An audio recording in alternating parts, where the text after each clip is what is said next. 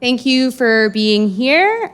So we're moving on to our second session, which will touch on a lot of things we mentioned during the first session around the access to accurate information for all Canadians. So we felt it was important as we move into many different elections that our Canadians can not only access but trust the information they get. And so we have a great panel of people who work in the field in different ways, who are going to help us think through how we can make sure that our information ecosystems are future-proofed this year and for years to come. So I'm introducing our moderator for the session, Adrian Harewood, who, as someone from Ottawa, is a bit of an institution. He is now the associate professor in the School of Journalism and Communication at Carleton University, but he used to be the former host of CBC Ottawa's Drive Home radio show, All in a Day, and was the anchor at CBC Ottawa News at 6 from 2009 to 2022. In 2020, he won the Canadian Screen Award for Best Local Anchor. Adrian has been the guest host of national programs on radio and television, including The Current, As It Happens, Sounds Like Canada, and The House, Counterspin, Hot Type, and Power and Politics. He was also the host on programs on Bravo and PBS, many different programs. There's a very, very long list, but Adrian is a very accomplished journalist in this space and is helping future journalists and Canadians think about how they're going to make sure that our country is informed and trusts the information they get. So without further ado, Adrian, I'll let you take the floor.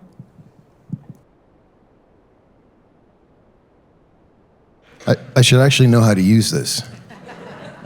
Thank you very much for that introduction.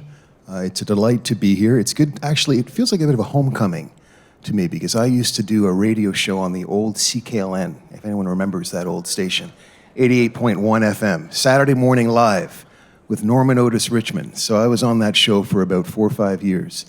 So it's good to be back, here at TMU. And I'm certainly looking forward to the exchange, the conversation that we're going to be having this morning.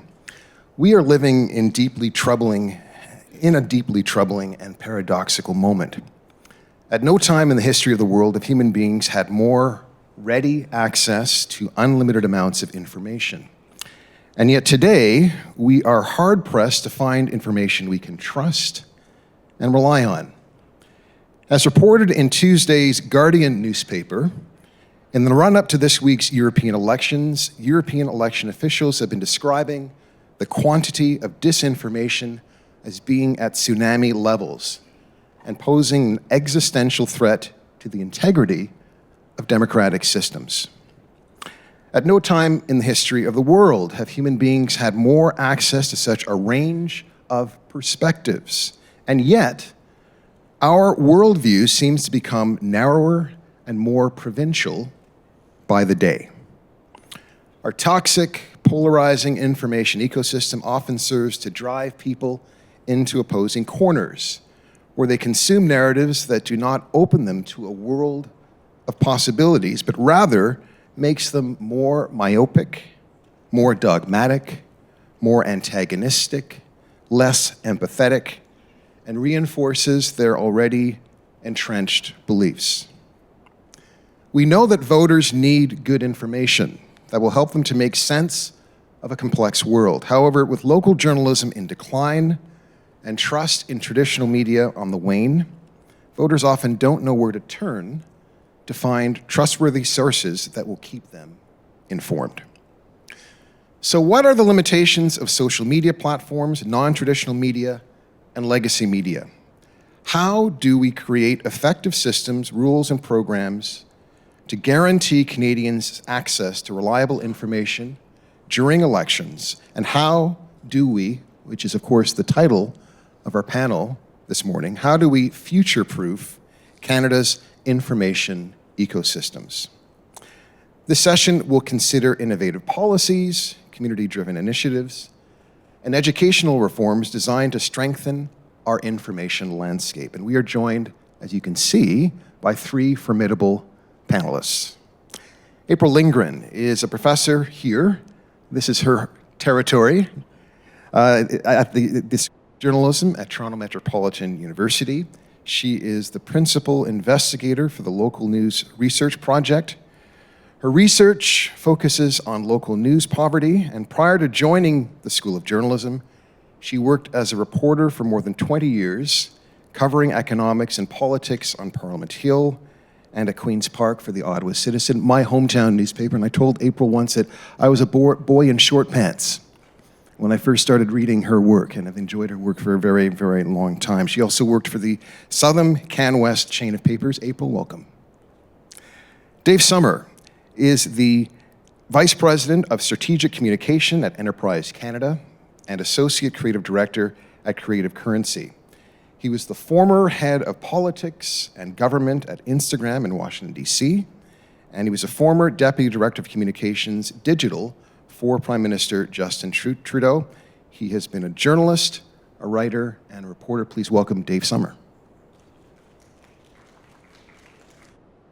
You can clap a little more than that. A little bit more enthusiasm than that. All right? Okay.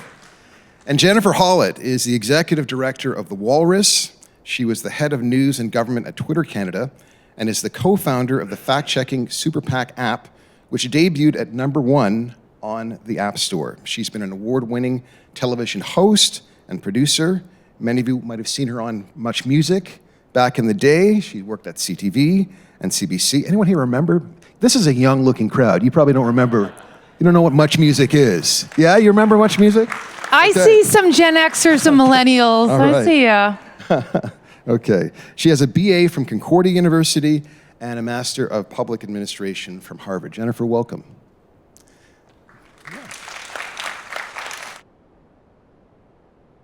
So the way this is going to work today is each of our panelists will speak for between 3 and 5 minutes, and after that I will conduct a bit of a conversation with them, pose some questions to them, and then invite your questions and comments. So we're going to begin with April. Thank you so much, Adrian.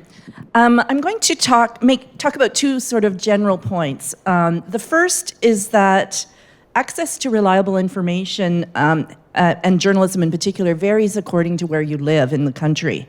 I did some research on the 2015 election where we looked at 8 communities and how much coverage there was of the federal election candidates in the local media.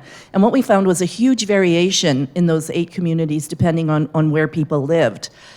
We did a little bit of polling associated with that, and there was a complete correlation between the people who said, I actually don't feel like I have enough information to cast an informed vote, and how robust the local coverage was of candidates in those communities. So place matters in terms of the quality of news that and journalism that you have access to across Canada. The second point is that basically people in Canada now increasingly have to work a lot harder than in the past to access trustworthy, reliable news. And why? There are a variety of reasons for that, and I'll just run through them in my 5 minutes. The first is a net loss of local news sources. So we know that 519 local media outlets, most of them community newspapers, have closed in 344 places across Canada since 2008, while only half as many have launched in half as many places. We just are doing a new analysis of the local news map, which generates this data, and we found that almost 58%, almost 60% of the closings happened in places with fewer than 50,000 people. And typically there aren't a lot of other options for people to access local journalism in those communities. So that's the first thing, just basically a net loss of sources of local journalism.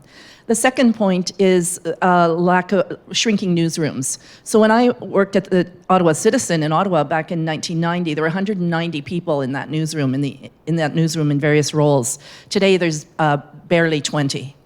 And that's happening all across the country. A smaller paper, the Kingston Week Standard, same thing, in 1990 had around 55 people in its newsroom. As of the latest data, there are 7.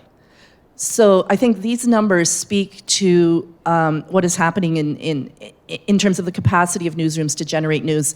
You know, the Toronto Star, biggest newsroom in the country, in 2009 had 610 people.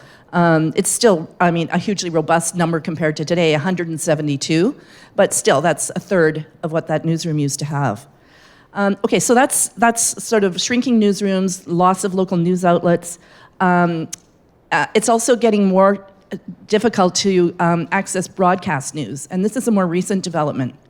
Community newspapers have been disappearing rapidly across the country, but now we're starting to see CTV announcing the cancellation of local newscasts in its 20 markets. So that's it's starting to hit home on the broadcast side as well. So people who like that appointment television for their news are going there and not finding the news.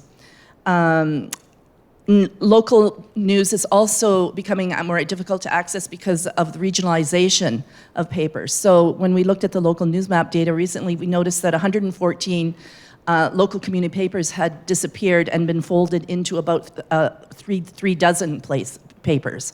So that means, you know, you get some information about your town, but also a whole bunch of information about the 20 towns around you if you live in a region. So there's, again, a net loss of local coverage there. People also have to work harder, of course, to access local news, and they have to curate it more themselves, because local news just isn't showing up as much on Twitter. It was never a great presence, but it's even less now that on X, now that it's kind of exploded. And of course, there's no local news on Meta, because there's no Canadian news on Meta. So a new study out of McGill University just showed that almost half of local news outlets have just stopped posting information on Meta because it doesn't go anywhere, it's blocked. Yeah, the Facebook pages of local news outlets have lost about 85% of their Facebook engagement. So people who used to count on their friends sharing links to local news just aren't seeing that anymore. It's not happening. I'll just finish up by saying the reminders of where to go for local news are disappearing. Part of the retrenchment of newspapers in particular is to just abandon their buildings and physical newsrooms in communities.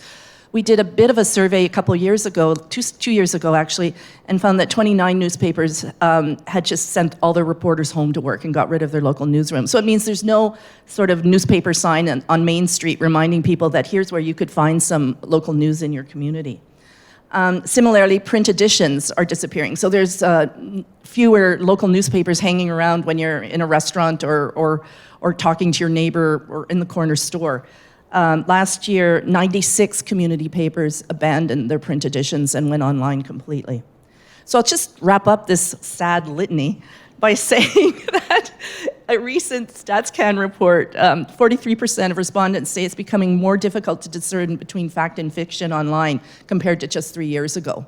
And similarly, a poll last summer by the federal government that Global News Access through Freedom of Information found that a poll the government had said that 56% of respondents said they believe the number of news media outlets in Canada has stayed the same or increased in the last 10 years. So there's a big disconnect between what's actually happening and what people think. So I do have some solutions and some ideas, but I think we're going to talk about that later, and I'm sorry I might have gone over 15 minutes. Okay, I'm done. No, thanks for that dose of reality. Thank you, April. Thank you. Dave. I don't know if I'm more optimistic in my remarks. We're gonna try. Because I do believe passionately in the ability of governments and platforms to work together to connect people with authoritative information, especially in the context we're talking about today, electoral information that's seen as authoritative.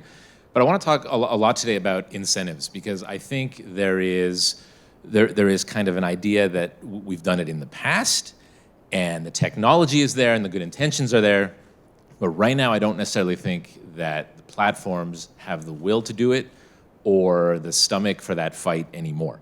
And I say that based on my experience, not only in traditional and news media, but also in government. And,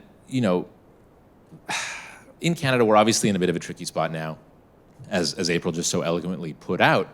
But based on my experience in the US, what we saw was the platforms really going all out after 2016, after the first election of Donald Trump, to sort of be more civic-minded. And I guess, for lack of a better term, to try to do things differently and get it right this time.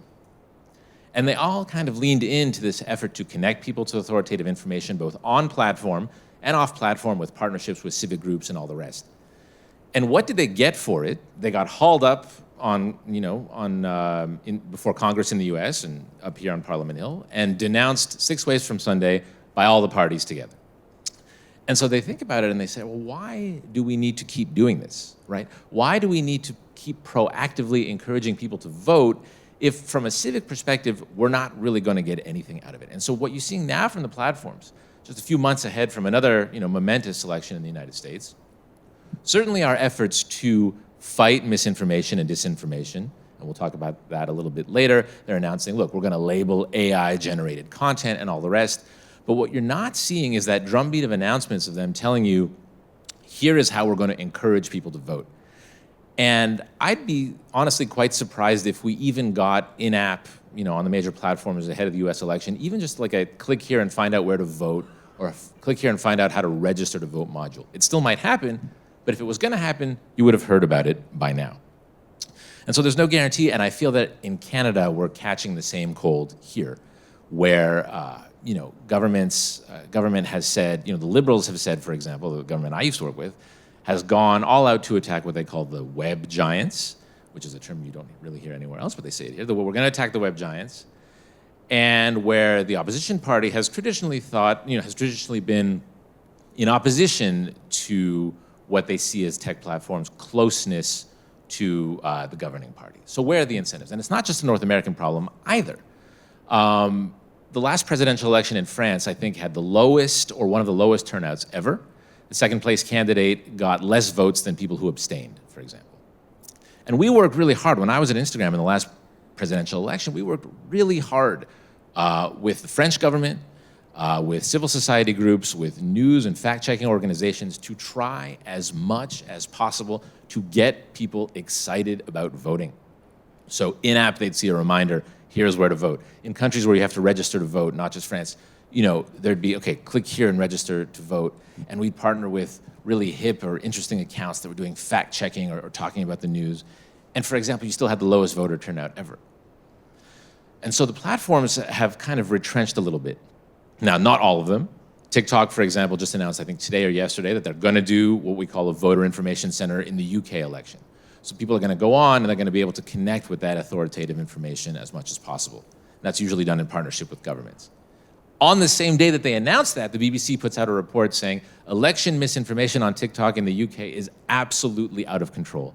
Made up video, generated stuff of Rishi Sunak saying all kinds of crap. So how on earth do you balance the two? How do you police the two? I don't necessarily know, but I think there's a lot that we can do. I think the concept of connecting people to information that is authoritative in the first place is a concept that's deeply under fire right now from all corners. The idea that information that exists, that is objective, as we all know, we're all here to discuss it, is under fire. So, one thing that gives me a little bit of hope, a little bit of optimism, is that there is always a way to incentivize these platforms to do that again. And there's always a way to say, listen, if you can help us encourage young people to vote, if you can encourage us to all get together, this will be good for democracy. And the platforms in the past have been willing to do that, have been willing to spend vast sums of their own vast profits to make this happen, to build products in-app, to give money to civil society organizations, no strings attached, just to add a little bit of a logo at the bottom to say, okay, here's where to vote. But in the end, they haven't gotten anything out of it. They've gotten regulation, they've gotten bans, they've been accused of, of subverting democracy in a lot of ways. I'm not saying they're blameless, but right now there is nothing that matches there. So how do we get there? It's a good question. Our fearless organizer, Catherine, had an op-ed in the Toronto Star last week that talked about raising the quality of debate from politicians as a way to encourage people to vote a little bit more. And I see a future where, at least in Canada, you can appeal to people's better angels a little bit and say, if we can get together and develop a either nonpartisan or multi-partisan solution and get people on the same page to say, yes, registering to vote, understanding where your polling place is, and going out to vote is an objectively good thing, then I think we'll have some success. But I still think we're a long way from that. And I think the tech companies as well are far from blameless. They tend to operate at the absolute outer edge of what can be considered ethical or moral or legal behavior in a lot of ways. And, I think governments have made efforts to crack down on that. But at the same time, governments make no recognition of the fact that young people right now are on social media, and that is where they are getting their information. And as April said, they're not tuning into appointment 6 o'clock news or 5 o'clock news anymore. So to pretend that these companies have no role to play or to continually penalize them over and over and over, I think is maybe a little bit short-sighted. Either treating them as piñatas or cash cows, depending on the prevailing wind, is maybe a little bit short-sighted. And the tech companies have got to go back to this idea of, yes, there is some sort of public good to be gained from that, even if we don't get an attaboy or a trophy from doing it. I think at a certain point, we're all going to need to come together again and understand that we are in deep trouble here, and we have to unite to get a little bit better. Thanks so much, Dave.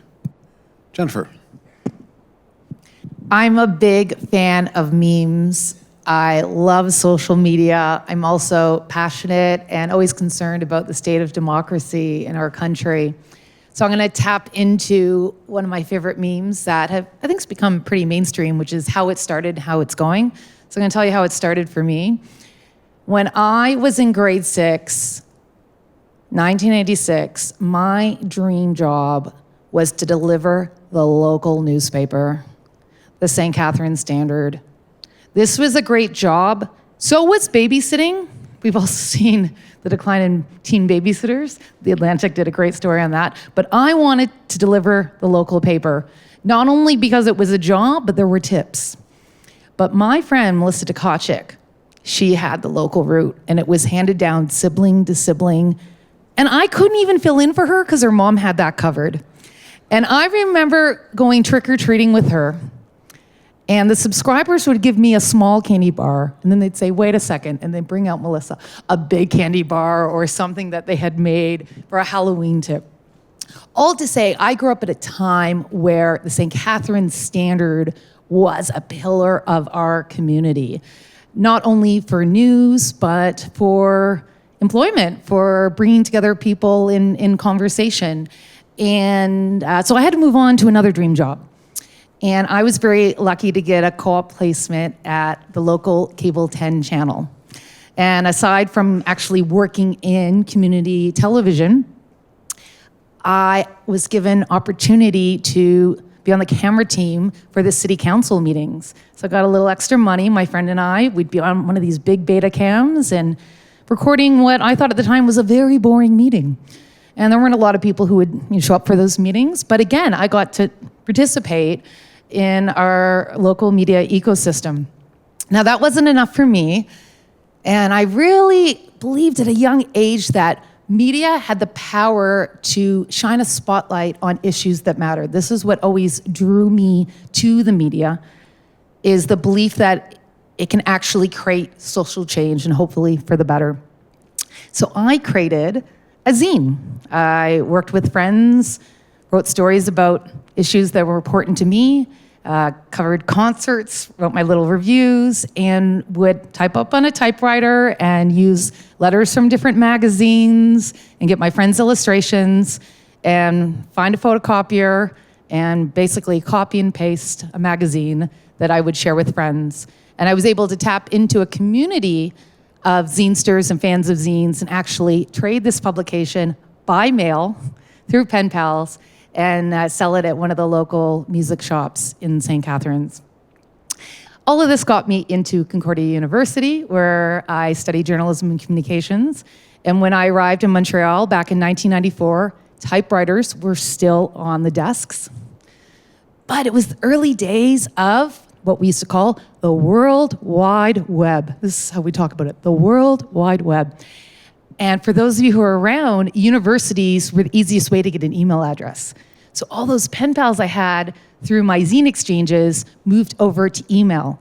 And by 95, 96, 97, images were emerging on homepages. I was able to create a homepage for my zine. And by the time I graduated in 1997, I had a job at Sony Music Canada. They had a consumer technology group that had turned into a new media group. And I had a front row seat to creating content and working on marketing campaigns for some of Canada's top artists at the time, including Celine Dion and Our Lady Peace, when MP3s debuted. Here we are, 30 years later. How's it going? The St. Catharines Standard is probably 10 pages. Unfortunately, there aren't a lot of people working there. A lot of the content you would see in other publications, syndicated content, it's paywalled. A lot of people get their information from the St. Catharines subreddit, including me. That's a very active community. But people are tuning into a wide range of sources. We're not seeing the same coverage that I saw. We're not seeing the same news that was delivered home to home as we did in the 80s. Cable 10, it still exists. Not a lot of people watching Cable 10, but those city council meetings have been moved online. And in some cases, you're getting larger turnouts via live stream. There's an issue you're following. And if you're not able to attend a meeting in person because of childcare or other responsibilities, we've seen this at the Walrus as well. The ability to live stream events brings in a larger and more diverse audience, as well as content on demand. Hello to folks watching us later. It's really incredible how much access we have to content, and to content that used to be exclusive to anyone in the room. I've been able to enjoy many dream jobs. I worked as the head of news and government at Twitter Canada. Dave and I had opportunities to do really fun live streams and 360 events. 360 camera. We debuted the 360 camera. We did a 360 town hall. Amazing technology. With the Prime Minister when he was doing one of his cross-country tours. And it was a lot of fun. And back to proud of a lot of the partnerships that we did with government. And having a Prime Minister, I used to always say when I was training other politicians or doing presentations like this, a Prime Minister who created his own Twitter account himself when he was a regular citizen and running to be MP. And so we have a generation now of politicians, of journalists who are producing stories, are engaging with citizens by all means and mediums possible. But as you know, Elon Musk is now running Twitter, X, and it's a different place. And if you're a journalist and you email Twitter for commentary, you receive a reply that's a poop emoji. It's just a poop emoji. So all to say, the work that I and many others did with news partnerships, policy work, curation has been dismantled. If you're on X, you probably notice a lot of things like actually don't work. It's a very different place. And now I'm working at the Walrus as the executive director. And while we are known and celebrated for the work in our print publication, and there are free copies at the front for all of you, our cover story is an interview by Justin Ling with Prime Minister Justin Trudeau. Our largest reach is the walrus.ca. It's Apple News, it's social media, it's partnerships with MSN, it's our work in podcasts. And that's really exciting, and that's what inspires me, that our independent, fact-checked journalism, long form, medium form, is reaching people in new and exciting ways. And I look around and I see many of you are clutching your phone.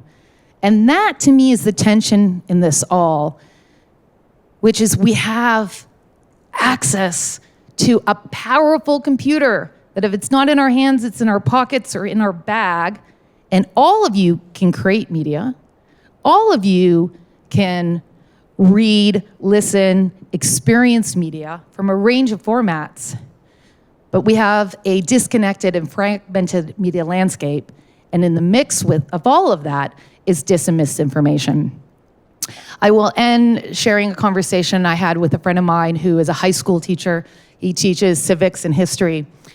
And during the pandemic, gosh, I kept thinking about all the teachers. I think anyone with a kid in the house was thinking about the teachers because it highlighted just like how hard that job is. So I thanked him and just said, thank you to you and all the teachers. You've been doing such great, important work on Zoom. I know it's so hard. And he sighed and he said, yeah, it is really hard. And he told me that he had been interviewed recently by someone doing their master's in education. And in that conversation, this student said to him, what's the most important skill you're teaching high school students? Hint, hint. Is it critical thinking? Kind of leading, you could tell the research was around critical thinking. And he said, you know what? I used to say to questions like this. I used to think it was critical thinking. That was like the top skill that you need today, especially for students. And I know for me, I feel that was the skill I really learned in university, and it is essential to being a journalist. But then he added something that really surprised me and I keep thinking about. He says, yeah, I don't believe that anymore because during the pandemic, so many people had conspiracy theories and they were on the receiving end of mis and disinformation, and they'd say, yeah, but did you know this? Oh, I know you think that, but I was watching a YouTube video, and yeah, but like, have you considered this? So they thought they were critical thinking as they were engaging with all of these rumors and lies and campaigns that had a deliberate target of confusing people, right? Of telling people not to get vaccinated, not to wear a mask, that it's all one big lie. So he said now what he hopes for, and what he shared with this research student, is he wants students, all of us, to read widely, to actually take in a wide range of sources. And then you can see, I've read 5 stories, and the scientist said this and 4 of the stories, and one wasn't sure in this story.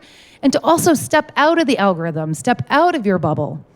So while I reflect on how it started in simpler times, and in a way I have nostalgia, I also get excited that we can read more widely, we can listen, watch, engage more widely than ever before if we make it a priority to do so.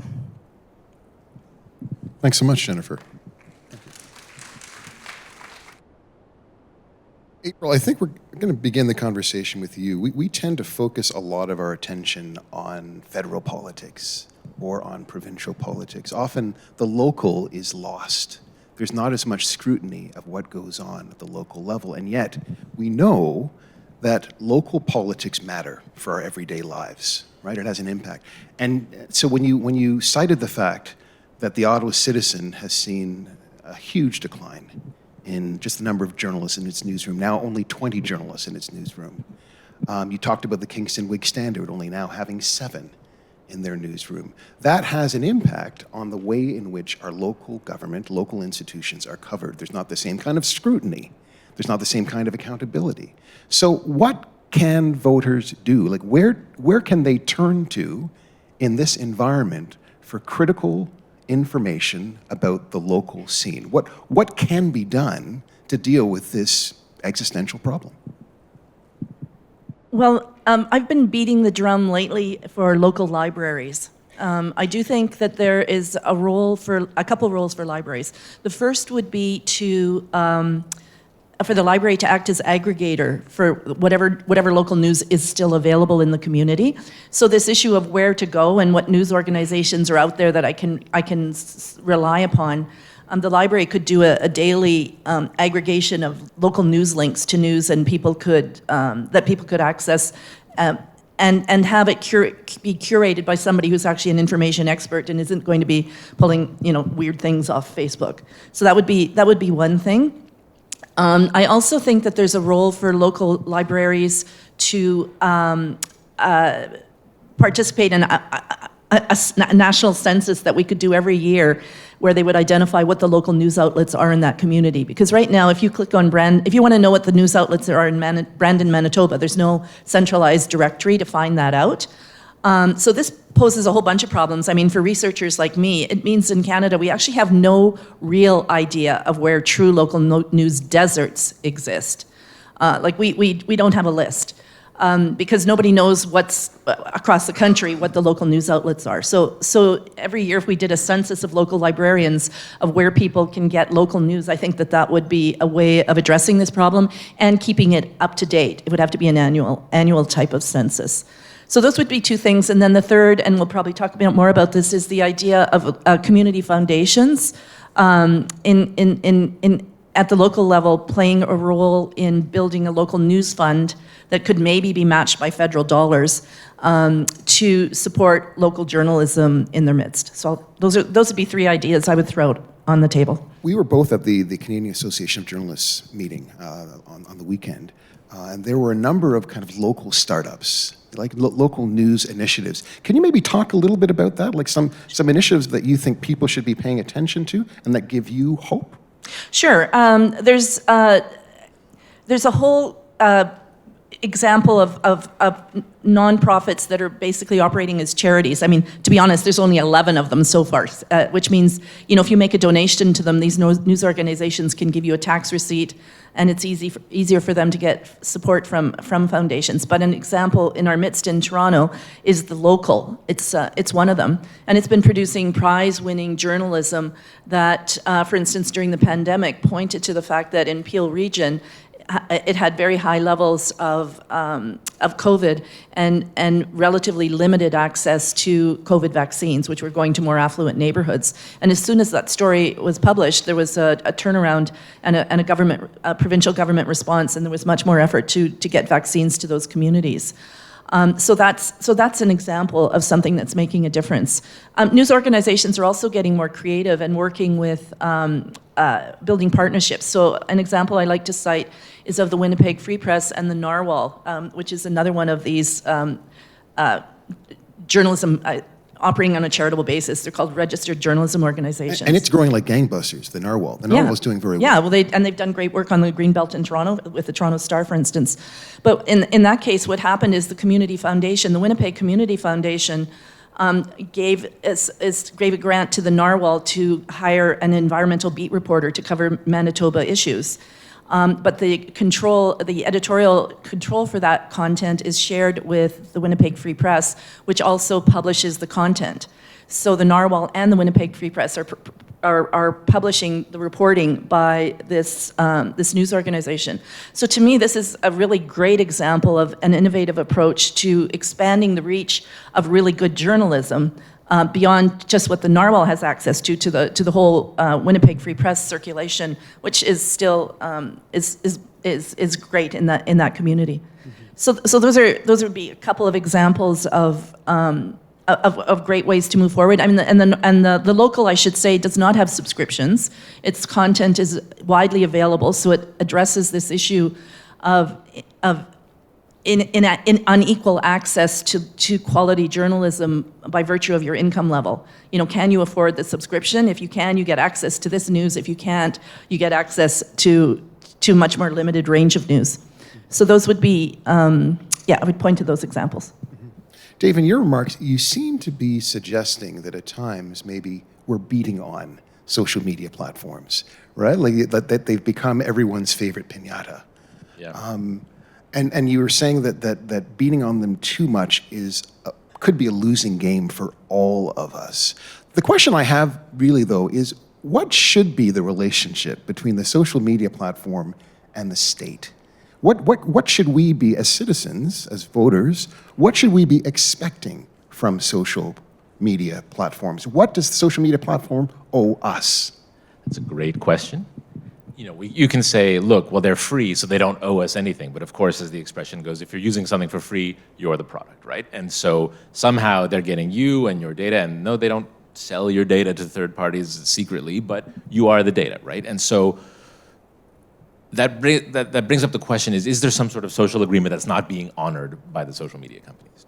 And if you look at what happened, after the US 2020 election, where they all kind of said, okay, great, society didn't collapse, even though there was January 6th, which was on the verge of collapse, so we made it, we did it.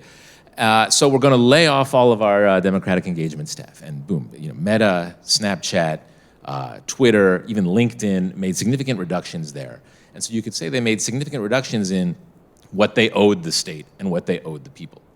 But I think there has to be a bigger recognition of the fact that here they are. I wouldn't go so far as to say they're a public utility, which a lot of people do say, and they say, look, you're a public utility, so you owe us X, Y. Why aren't they public utilities? That's a good question. I don't know. Is it a question of formalizing this? Is it a question of saying, look, you absolutely by law have to keep the pipes on at all times, and you can't ban this person, you can't ban that person? I think that opens up a can of worms that can never be closed again. And you can say, well, will life go on without Snapchat? Probably. Will it go on without Meta? Probably, even though Meta is almost like the phone book of our society these days. So to answer your question, I think there has to be an agreement. I think there has to be a sit-down that goes beyond the sort of piñata phase, where they get hauled up and called traitors and all the rest, or being told, listen, you owe some of the money that you make back to us and to local newsrooms, which I thought was well-intentioned, but then you saw the execution of it go awry. So maybe that's a long way of saying I don't know. I don't know. I have to figure it out. If I could build on that, as someone who worked at Twitter and worked directly with the government, and now as someone who is a publisher, the Online News Act. There's been a lot of discussion, and Bill C-18. Yes, and I would say a lot of regular people in Canada are still figuring out they can't post or read news on Instagram and Facebook, and why they're still discovering it, because sometimes things that look like news are on the platform, and that could be video, that could be content that has authority or comes from news, but you're not getting it directly from news publications. And that's because all the discussions around this, I'd argue, 10 years, 15 years too late. Right now, we should be talking about AI and open AI and generative AI, and instead we're talking about social media and how to work with social media. So too often we come to the conversation late, and then I do think it's a frenemy relationship. Yeah. But who's the we in that situation, right? Because the platforms are already starting to go, okay, we better label AI generative content. And again, the government finds itself, like you say, several years behind. So how do we define the we in that? Yeah, so I would say here I'm using the term we, meaning institutions, government, media, anyone interested in future-proofing Canada's information ecosystems, anyone who talks like that, so rooms like us. Because the real we, regular people love social media. They're on social media all day long, and it's also not just young people. Speak to your parents. My mom's loved Facebook, and she's not on TikTok, but she's on TikTok because TikTok has changed Facebook. Yeah, but Jennifer, you're saying we're behind the 8 ball, and a lot of the work should have been done years ago. But the truth is, we are where we are. We are here. And the question is, what is to be done? So what can be done at this moment? Clearly, there is an argument to be made that social media platforms have a responsibility, have a civic duty to combat misinformation, disinformation, have a civic duty to try to provide solutions to some of these problems. So what should social media be doing? No, it's a good point, which is I'm talking about, it's a bit too late. So one, I do think we have to, including in this discussion, talk about rising threats and challenges as well as opportunities, and that is generative AI. But in regards to social media, I do think there were some wins during COVID-19. So we just came we're not fully out of COVID-19, but actually I hold on to a lot of hope, because when you look at the vaccination rates for the city of Toronto, the province of Ontario, the country of Canada, compared to other countries and major cities, wow, we did it. We got so many people vaccinated. The numbers did drop when we got to second vaccinations, but we worked really hard in media, government, institutions, citizens, community groups, local news, national news, to make sure that we did the best we could. And when it came to social media platforms, I remember WHO, the World Health Organization, posted the first TikTok. And it was very it was very, hello, this is information on COVID. Oh yeah, no, I like that. That's kind of dancing though. That would be better, yeah. but hey, they were engaging, right? They were on the platform. And also too, I saw a lot of campaigns targeting what's called a dirty dozen. So when you take a look at disinformation campaigns, there's usually a handful of people and bad actors leading it. And there being a focus on working with the platforms on those dirty dozen. So I'd say those are two examples. And Dave, jump in. Well, look what happened, for example, in the US when the federal government, tried to discourage vaccine misinformation, tried to encourage vaccination. And we were at Instagram very much on the front line of that. We worked with them a lot in terms of surfacing, what we call the COVID information module when people searched for COVID and things like that. What did they get for their efforts? The federal government's being sued by attorneys general in various, Republican-leaning states for censoring people's views and all the rest, because you don't have a social compact right now, certainly not in the US, and we're seeing it kind of creep a little bit into Canada, where people can all agree hey, education about this topic, whether it's vaccines or elections, is a good thing. So you end up in this vicious cycle of lawsuits and congressional testimony and all the rest, and that's why I'm a little skeptical when we talk about the social media platforms having a duty to do as much as possible, because there is absolutely no reward for it. Now, if you enshrine this in law and the reward is the reward is that your community is stronger. That's the reward. Absolutely. Yeah. And I used to say, if I go to sleep knowing that I registered one person to vote in Ghana based on what we did and based on the money we spent, then great. I'm happy, despite all of the other problematic issues with the social media companies. But that, to them, those are for-profit businesses, and that's the challenge we have. April? Yeah, I think it's important to think about that we're talking about two types of information. I mean, the first is basic information: where to vote, how to vote, do you qualify to vote? And that's one type of information that we want people to have access to. And then the other type is journalism, which is holding people accountable, exploring solutions, creating a space for discussion of problems. And I think maybe, I don't know what the answer is, but I think those are different mechanisms for getting that information out there in many ways.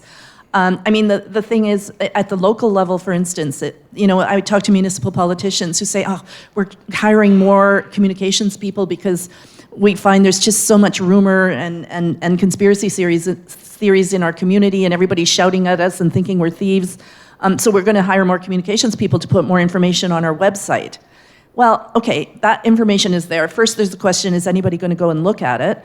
And then secondly, are they going to believe it anyway because it's coming from the same people that everybody's suspicious of to begin with? So that then raises the question of how do we make sure people have access to journalism so that there's not that we have a monopoly on trust by any means, but so that there's a way to so that there's at least a second or third party holding this power accountable and keeping an eye on what the politicians are doing. And how do we do that? How do we make sure that they have access to high quality journalism? Well, I'll add, it's also shifting, and this is very Marshall McLuhan. The message or the medium is the massage, based on the original typo, is that during COVID, because we were asked to stay at home, a lot of people were watching press conferences that normally wouldn't watch press conferences. And we had access to press conferences not only on TV, audio and radio. You could go to most major news sites, watch the feed, but you could also go to the government sites and watch the feed. And to your point, the beginning of the press conference, that is per se the official information that's coming from the government or the chief medical officer, et cetera. But it comes alive with the journalism when you have the press conference at the end. And then traditionally that would be clipped and you would see that on the evening news. But a lot of people were tuning in because they wanted to see the engagement. They wanted to hear the back and forth. And then some of those clips would reach people on social media. So it's important as part of media education, because that's essential to this conversation, is that we explain what is from the government, what's official, and the role of journalists and even citizens to ask questions and to push back, because we shouldn't completely trust the government. I'd argue we shouldn't completely trust the media or anyone. Back to being an active citizen and demanding more. Yeah. Jennifer, I remember, I know Ken Alexander, and I remember when Ken was, helped to start the Walrus back in the day. This was a kind of a private initiative. You are now running a nonprofit organization. The Walrus has become a media institution in this country. But we know that it's tough running a media business right now. How engaged should the state be in helping you to produce information for us? Right? So how much should government be involved in propping up or supporting initiatives like yours? I don't know any media organization right now, whether you are for-profit, non-profit. We're a registered charity, so similar to the RGA, but we actually are registered as a charity, which helps us, and it's why we've remained independent. The first 2 years, we were a private organization. No one's making money in news. I'm just going to say it out loud. And the bigger media organizations have always depended on entertainment and sports and other programming to drive their profits. I think there are publications that are getting by. We're lucky. We're a medium-sized organization, and we're doing great work thanks to our community of support. When we take a look at our mixed revenue model, that's donations from foundations, philanthropists, but also regular people who read a story and say, I'll give you $10 a month. It's corporate partnerships and sponsorships, and that includes working with universities, but also the tech companies and other businesses interested in reaching our audience. Should government play a role? So coming to that, we have the Walrus Lab where we do custom content, and we do receive government support. We also receive some advertising and subscription money. And we are not in a position, many other organizations are not in a position to turn down money from the government, whether that is through aid to publishers, that's one program we benefit from, whether it's work we do through the Walrus Lab, telling stories that connect back to Heritage Canada. I will say this is a very political issue, and there are some publications that refuse to take money from government. Like Canada Land? Yep, and there are other publications that are very vocal on this. I will say, in my experience, whether it's working at the Walrus or at CBC, it has not influenced our journalism at all. And actually, when you take a look at other countries around the world, from Britain to Singapore, we hardly get any money in media from government. Not to put my partisan hat on, but a little bit. I always laugh when the opposition will say, like, oh, Trudeau's bought and paid for media. And I'm like, you mean the newspapers that hate him with a flaming passion that have still received those subsidies? So I do think it's a good thing. But again, like, you come back to, where's the win for anybody here besides, I think, as you nobly pointed out, trying to help society a little bit with government subsidy, even though I don't think anyone ends up kind of on winning besides newsrooms that are allowed to keep operating by this. I do have a question for the crowd. How many people here pay $3 for Wikipedia when that little pop-up comes up or whatever? All right, see, it's like, that is This is not a regular audience. That's true. It's a difficult proposition ahead, I think. I would just point out that the number of people who actually pay for digital news in Canada fell last year to 11% from, I think it was 15 or 16% the year before. So we're just waiting. We're going to get some new data on that in the next month or so. But it's not encouraging. And there are tax incentives as well. So the fact that those numbers aren't going up. I guess I think where you come from on this depends on whether you think journalism. You want to think about journalism as a public good, something that the private commercial sector is not able to deliver in a reliable way. Good information is a public good, is it not? It's really what fuels democratic society. Without good information, right, we can't make informed decisions. Right? Yeah, so it's an absolute necessity, is it not? So, and that's where you come from. If you think that there is a role for government in supporting journalism, you would come from the public good argument. I mean, the reality is that for a news organization to survive now, and you kind of made this point, Jennifer, you need three or four different revenue sources, I would argue. So you don't want to be completely reliant on government, but there's going to be potentially some philanthropy, maybe some advertising, income from donations if people are donating to your news organization. You might raise some money by having events, and you'll have sponsors for those events, so you'll generate some cash that way. So it's, it used to be you could just rely on advertising, and it was a cash cow, and it covered the cost of producing the content. But it's a way more complicated undertaking now. Just before we get to the audience, what's the role of community-based organizations in helping to create an environment where we have access to reliable information?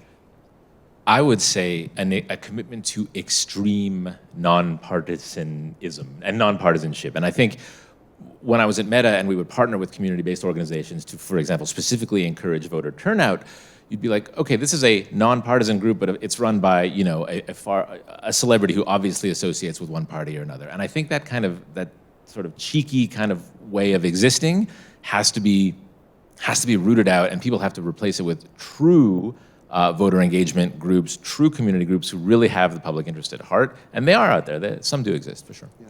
I would encourage community groups to partner, whether it's with libraries, universities, media organizations.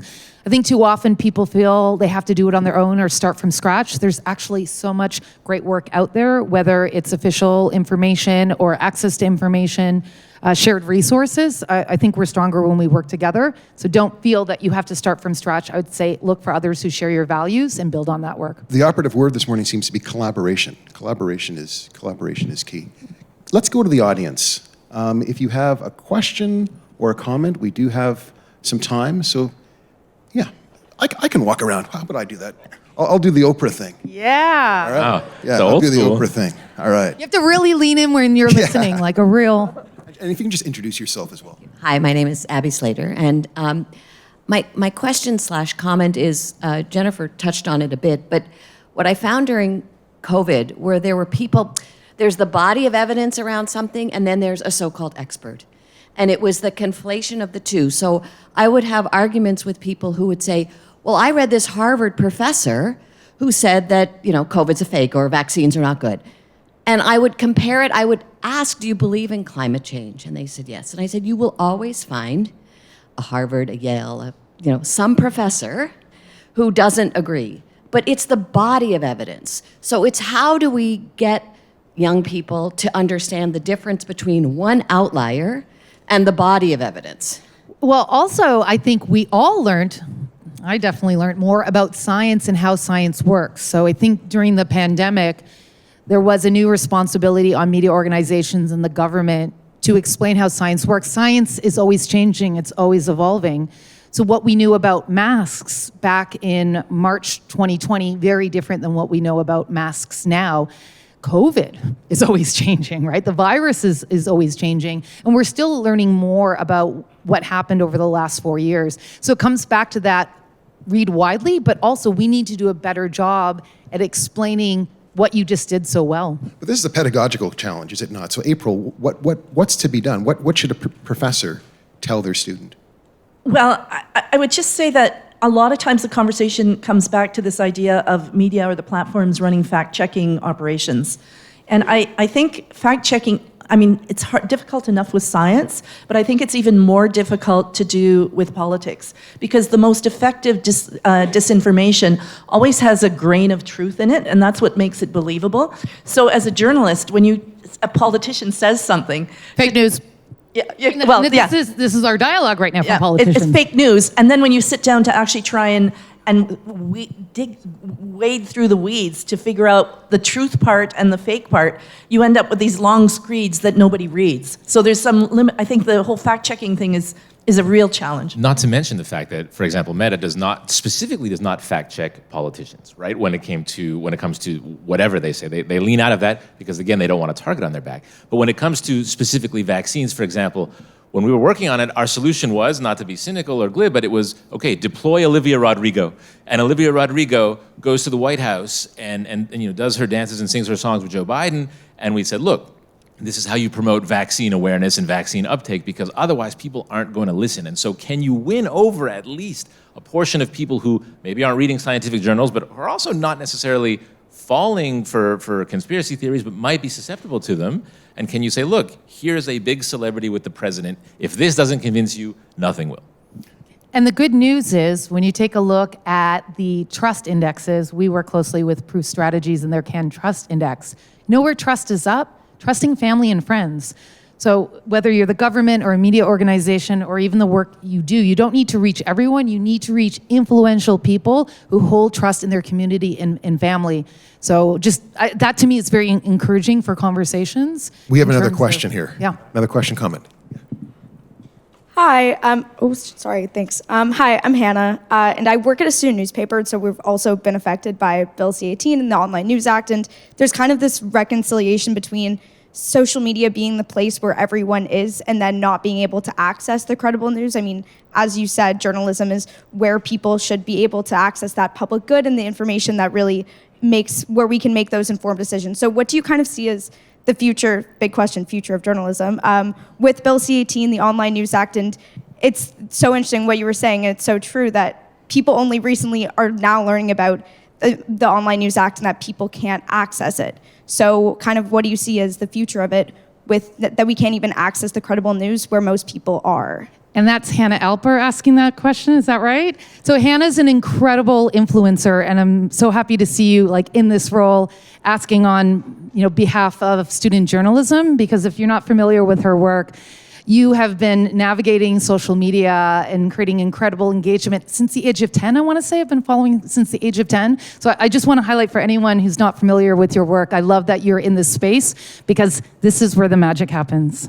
Incredible, Hannah. I actually think that there's a bigger role that universities can play in university and student journalism in particular in terms of partnering with news organizations. I think that news organizations in general need to collaborate more within communities amongst themselves, because right now there's still a very much a psychology of we beat them. We beat the competition. And I think of it, I envision like basically two skeletons fighting each other, because neither of them have the capacity to do much. So why not think, at least in terms of collaborating on projects and also working with student media, because that would improve the reach of student media and also expand the type of stories you get, but also with journalism students, expanding your potential newsroom capacity. So I could foresee an election project that involved students from journalism schools, not working for free, I would add, but involve them, exponentially increase the potential to do journalism about during an election period or in the run-up to an election period. And we know that student journalism can affect the discourse. We see, for example, just south of the border, the role that the Spectator newspaper, that newspaper from the Columbia University, is having on the whole student encampment issue. Right? It's had a significant role. So that's something to kind of be mindful of. I didn't mean that to end the conversation. No, I was going to say, let's be mindful that in Canada, obviously C18 has been not great, but that really has only affected meta platforms. There are a million other platforms, obviously not as big, but ways to do it without doing the whole like weird screenshot thing on Meta. And if I have an optimism, it's that the parties will work this out. But yeah, I mean, April, I think, said it best. Another question here.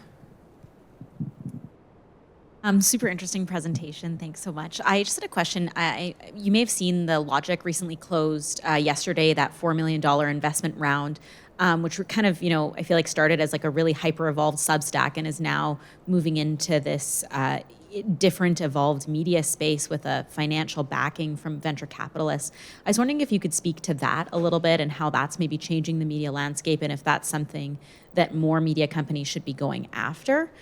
Yeah, sure. I'm happy to speak to that. David Scott is a friend. While I was at Harvard, he was doing his Nieman Fellowship. And I think what's so exciting about what the Logic is doing is how they're playing in the B2B space. So while the Logic could reach a room like this, they likely won't reach most of our friends and family because they're really creating an audience of leaders who follow tech innovation and have the budgets to pay for that. So it's really smart for FT to partner up with them because of their shared audience. And also there's so much money in tech and innovation, and there should be a robust journalism ecosystem to cover it. But it's harder for other publications not in that space, not focused in that audience, to take a look at that deal, for example, and apply to something that's more general news or interest. But it's definitely a win for Canadian media, that news. And maybe Jennifer, build on that. Is it a win for voters? What does it mean for ordinary members of the voting public? Yeah, so I would say yes, because even if you don't read a specific story, April, as you mentioned, journalism creates change, right? Investigations can impact our lives whether or not you read the story, because that story gets forwarded to the people who create policy and ultimately change our day-to-day lives. So I would argue, but I'm curious to your point on all the different models and how one model might work for a local publication or B2B and not for another publication. Yeah, I mean, as the situation evolves in local news, I mean, one of the things I'm starting to argue more vociferously for, I mean, this was always true, but now the quality of content matters more than ever. So this plays out in two ways. First of all, it matters because in the past, I mean, let's face it, people would come to publications because they wanted to see the advertisements. But now there's hardly any advertisements left because it's all migrated online as opposed to on news sites. So in the absence of coming for the advertising, you might still come from the crossword puzzle, but that means that news organizations have to produce content that matters to people. So it has to be content that can affect their lives, maybe their business decisions, as in the case of the Logic, or content that matters because in an emergency they're going to tell you how to get out, how to evacuate, and when to evacuate, like some small media organizations did. The cabin radio in the territories during the fires. So you have to be able to tell people, give people information as journalists that they care about, that matters to them, that matters to their community, and that makes them more willing to pay. Because what we've had for years now is a model where people are asked to pay for a subscription to the local newspaper, which every 6 months lays off another swath of journalists. So you want me to pay for the same thing, and I'm getting less and less for my money, and I can't even see the advertising that I used to see, so I could figure out where I wanted to, I don't know, buy my kids some runners. So content really makes a difference. Now, the content can play out in two ways. It can play out in the case of the Logic, where you have an audience that's paying a significant dollar for an individual to access that content, or you can be producing, and nobody else can get it. It's pretty tight paywall. Or you produce content that you make widely available, and people see the value of it in their community, and they say, okay, I am going to send them $100 every 6 months because I think we really need this in our community for the next time there's a fire, or to find out what the economic development is going to be in our community, or to find out what those rascals at City Council are up to. We really need to wrap up very soon. We have about 1 minute to go, and we have one final question. So, sir. Thank you. Excellent conversation. My name is Ikem Opar. I'm at the Rita Hall Foundation. My question is around, someone has mentioned trust as well, as part of the context in the conversation that we're having. Can you talk a little bit about that when we think of the sort of confluence between the role of media and news organizations to both, inform, offer opinion, offer analysis, and also entertain? Those are very, very different things. And in a society where our connection to voter participation is somewhat adversarial, it's either my party against another party, my issue against another one, how do you see the future of those four sort of main things that we as a public engage with media organizations on changing? Thank you. According to the Can Trust Index, when trust in media is high, it extends to other institutions. When trust in media is low, it drops in other institutions. So there is a relationship there. I will say, back to the importance of understanding the difference between information and journalism, I think there's also a lot of confusion with entertainment in media and journalism. And in many ways, those of us who have newsrooms, we have to engage with some of the trends to become relevant, but it does get confusing for the general population. Yeah, I think right now there's a deep confusion about what the media is, and I think there's also a condescension that can come from established folks to younger people, for example, who are on TikTok going, "Hey, the media doesn't show you this," and then they'll talk about something that's quite accessible. Mainstream media has become the boogeyman. With a screenshot of CBC behind them, right? So it's like these are people who are finding their own way and who are understanding how to interact with that world on their own terms, and I think we should do better by them than by sort of sneering at them and saying, you kids with your dances and all the rest. Final word to you, April. I think there's also a challenge with people understanding the difference between news and opinion. When I have students coming into even our master's program, I have to spend the first class showing them different examples of writing, for instance, or clips, saying, okay, what are we watching here? Are we watching reporting, or are we watching a bunch of political hacks giving their opinion on something? No, sorry, no offense.